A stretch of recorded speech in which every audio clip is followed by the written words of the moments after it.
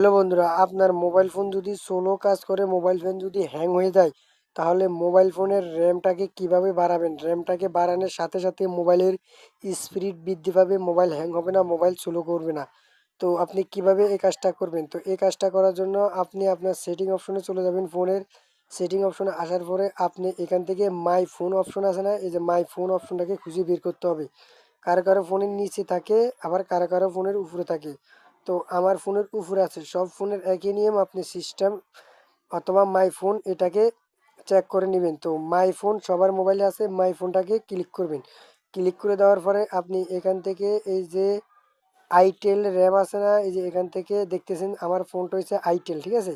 আমার ব্র্যান্ড হচ্ছে আইটেল, যে কোনো মোবাইলে যে কোনো নাম থাকবে উপরে। তো এখান থেকে এখানে দেখবেন যে র্যাম লেখা থাকবে, পাশে র্যাম লেখা থাকবে, এই র্যামের উপর ক্লিক করবেন। ক্লিক করে দেওয়ার পরে এই যে এখানে দেখতেছেন যে সেট ভার্চুয়াল মেমোরি, তো এখানে দেখতেছেন সেট ভার্চুয়াল মেমোরি, এখানে ক্লিক করবেন।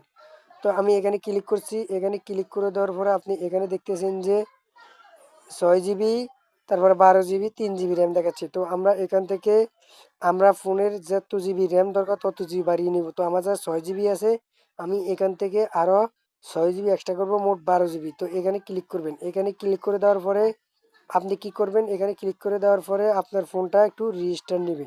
তো এখানে ক্লিক করে এই যে মোটিফাই অ্যান্ড রেজিস্টার, এখানে ক্লিক করলে কিন্তু আপনার ফোনটা রেজিস্টার হয়ে যাবে।